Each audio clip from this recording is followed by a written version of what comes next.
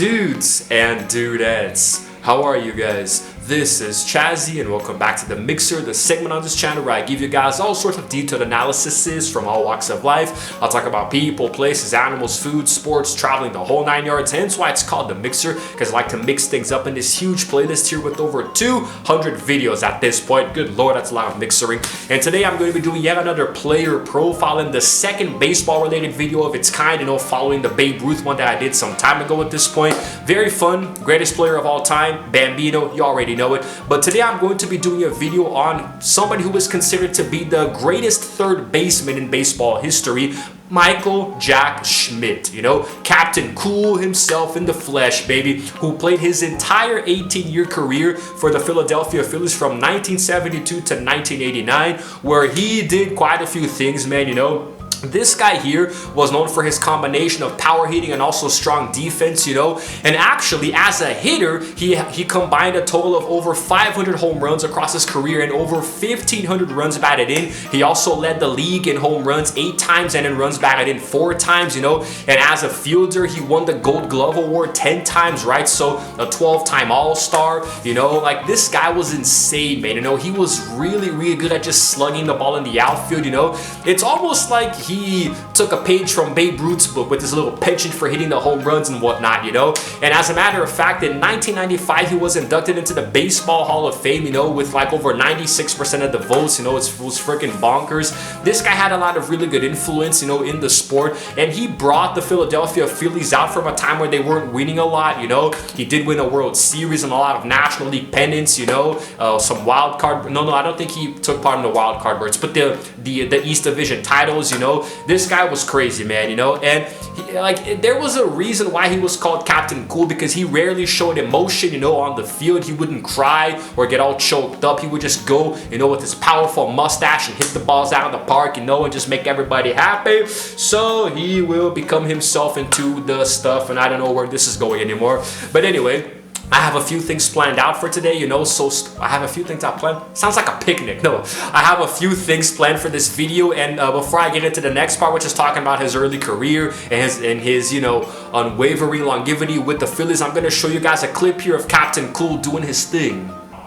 Here's the pitch to Schmidt, drilled toward left field. It's in the alley, and it is gone. That's a home run for Schmidt. He has hit 4 straight. He drilled it. It was not his hardest hit of the day, but he's got his 4th consecutive home run. Alrighty. I have no idea what you guys just saw because I haven't edited it yet, so I don't know if it was infield, outfield, what he did, but you saw him do something there, His amateur career actually began in 1970 with the Ohio Bobcats of Ohio University, where he played well and took them to the College World Series, which is apparently a thing, In 71, he was drafted 30th overall in the 2nd round by the Phillies, but he actually played for 2 years in the minor leagues, their little farm system there to develop younger players, but he still performed really well. He was a shortstop, a third baseman, and a second baseman, and on that occasion he actually averaged, he batted 2.63, and got 34 home runs and had 122 runs batted in. So he actually started to climb the ranks higher and higher, and in 1972 he actually made his major league debut against the New York Mets. That was on September 12th, and he actually hit his first home run for the Phillies 4 days later on September 16th. That was against the Montreal Expos, who would become a thorn in his side for many years to come. And eventually in 1973 he moved to the infield, and that's when he started to develop a little bit more. But he did finish that season only batting .196, but he did have 136 strikeouts, which isn't really good for an infield player, getting struck out and whatnot. But he did compile 18 home runs, so he had that going for him. So we fast forward a little bit to 1974, which is considered to be his breakout season because his stats actually increased a little bit,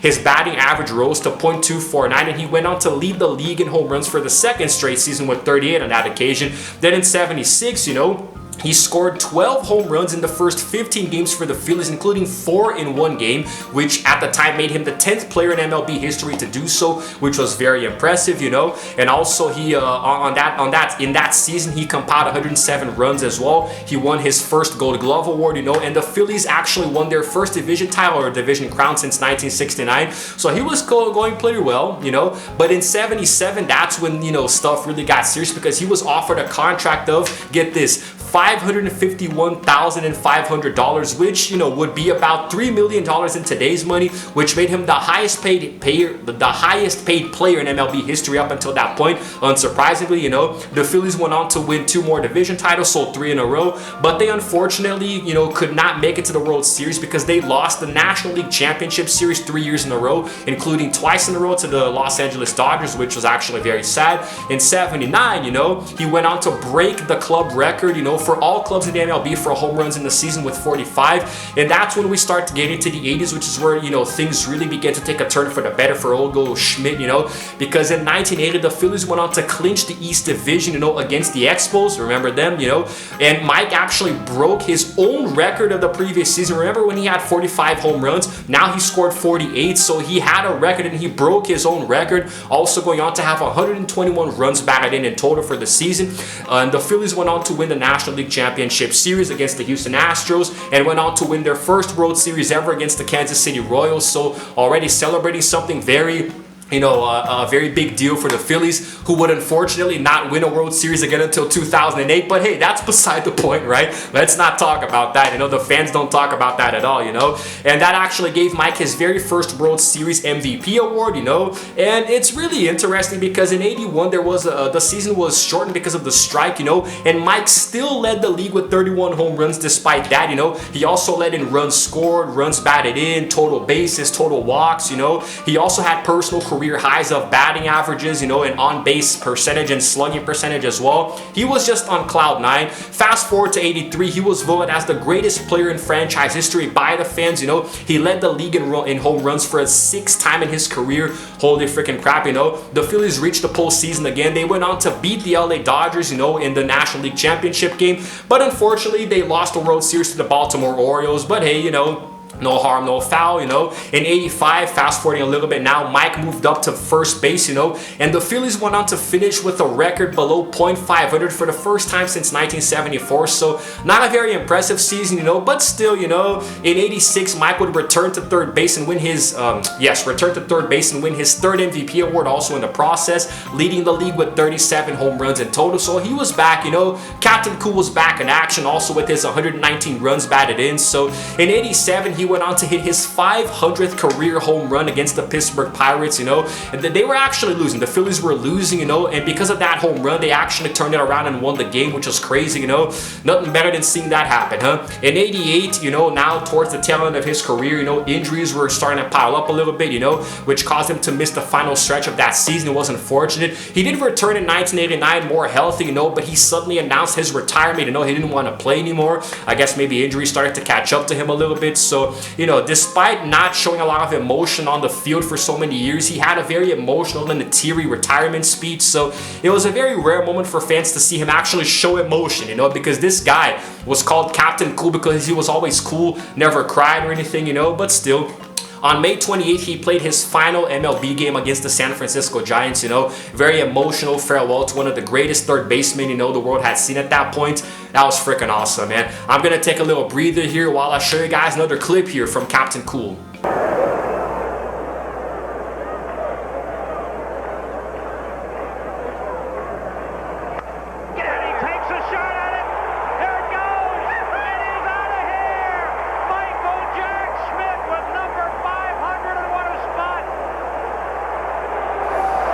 Alrighty, now we get to the coolest part of the video, you know. It's cool. Get it? Because Captain coolest stuff. I'm sorry. It's the most fun part for you guys, you know, because you get to see all the statistics and accolades. You get to sit back and watch while I'm going to be talking about them and having to edit them later in post, you know. A lot of fun for me. Oh boy. So here we go. Mike played throughout his career a total of 2,404 games, you know, throughout the Phillies and the All-Star as well, counting everything. And in total, he also had 10,000 2,062 plate appearances, you know, the times that he would step up to the plate, you know, and face the batter, which also gave him 8,352 at-bats, which is different. It's how many times he faced the pitcher, you know, with the chance to hit the ball somewhere. There is a difference there, you know, just look it up. I don't have time to explain it now. And he also had 2,234 hits, you know, regardless of, you know, hit-ins or, you know, home runs or foul balls, you know, that's how many times he hit. And he also scored out of those, you know, 1,506 runs, you know, which is very impressive, you know, a very good percentage there if you think about it. And also, now he had 548 home runs, which is just a couple hundred shy of Babe Ruth's, you know, 714, which is really not bad considering that he played 18 years, you know, he did play less. I think he played less than Babe Ruth. Pretty sure he did. But anyway, so here we go. He also had 408 doubles, you know, which is when a player takes second base, how many times he did that, and 59 triples, which is how many times he takes third base, you know, without interference, you know, getting tagged out, you know. He also had 1,595 runs batted in, so it's actually really interesting because over 2,000 hits and 1,500 or so runs batted in, it's actually a really good percentage, you know. He also had 174 stolen bases, so very impressive as well. I was afraid of doing that on MLB, the show 23, because I thought maybe it wouldn't work out, you know. He also had 1,507 walks, which is when a player automatically walks to the next base, you know. You could also call that, if you want, a you know, base on balls, you know, but it's really weird saying it that way. It's very strange.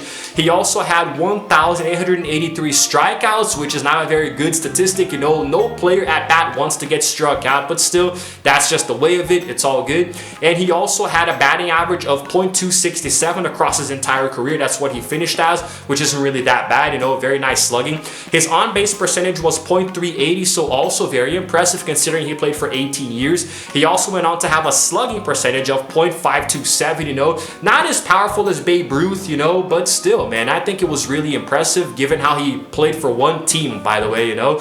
And he also had an on-base OPS is on base plus slugging, you know, which is a .908. I'm really hoping I'm saying this right, you know. I'm pretty sure it's on base plus slugging, you know, if I know my baseball terms. And also, last but not least, his fielding percentage finished off at .961, you know, fielding percentage, you know, or the fielding average, right? It's kind of reflects how many times he properly handled the ball, but whatever. Let's get into his accolades now. With the Philadelphia Phillies, you know, throughout his career, like I said earlier, he was a 12-time All-Star, you know, from 74 all the way until 89 when he retired, you know, played in 12 different All-Star games, and he also won the World Series just once in 1980, you know, and like I said earlier, the Phillies won again in 08, and that was it throughout their entire career.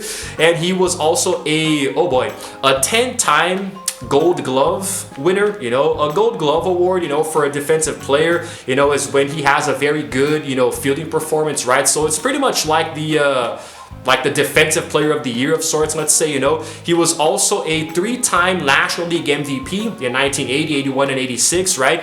He was also a 6-time winner of the Jesus Christ.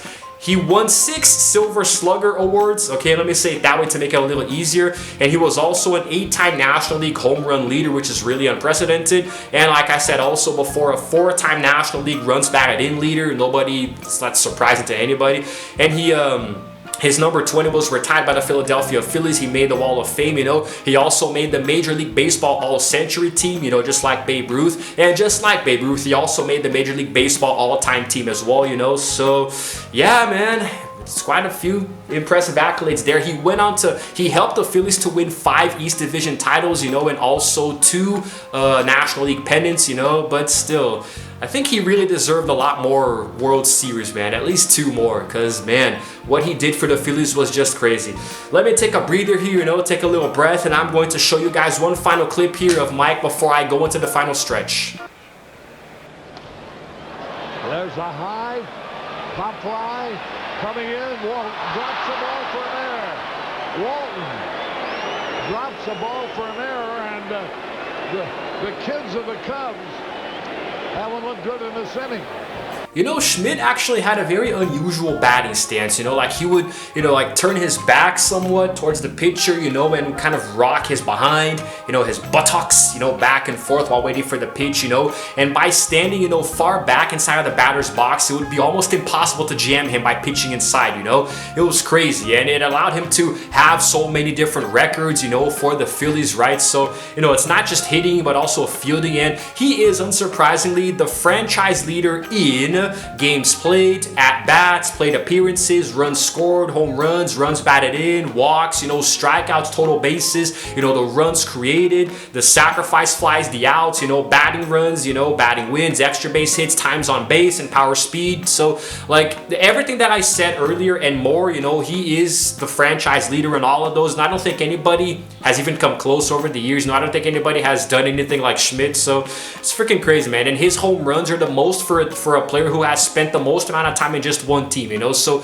Babe Ruth did hit 714 homers, but he played for the Red Sox and also the Yankees, and then later the Braves, you know, in Boston. So, you know, 548 home runs for Mike in just the Philadelphia Phillies, and he is actually only one of 3 players in MLB history, you know, along with Willie Mays and also Ken Griffey Jr. to have 10 Gold Glove awards and also hit 500 home runs, you know. But he's the only infield player to do so, which is very impressive, you know. That's why I wanted to do a player profile on him, because I like, even though he's not like in maybe in GOAT talks, he's not going to overtake Babe Ruth as the greatest player in history. He still deserves a nod on this channel, man, you know. And I hope I was able to get the information across without using my cheat sheet too much, you know, because it is quite a lot of information. But I think this video came out a little bit better than the first one, you know. I know a little bit more about baseball now, or hopefully that's what it's going to come off as. Yes, you know, and it's going to be shorter than the Babe Ruth video, which is the most important thing. And I really hope you guys enjoyed it, you know. It's always good to talk about sports, you know, athletes and stuff. Mike is still alive today, by the way, you know, unlike Babe Ruth, he has not passed away. Let me see how old he is. He's 74, you know, a Dayton, Ohio, you know, native, still alive today. So yeah, man, if you ever meet him, tell him that Chazzy recorded a video about him. Maybe he'll come by and drop a like or a comment or two, which is what you guys should do if you happen to enjoy this video. Please go ahead and give it a like and also subscribe to my channel, because I release videos every single day. And while you're at it, hit the notification bell too, so I can know exactly what time I upload. And it's all good, man. Mike Schmidt, greatest third baseman in the history of the game, man. Oh boy, freaking awesome. Anyway, this is Chazzy signing out for now, and as always, I will see you guys in the next video. Roll the outro screen.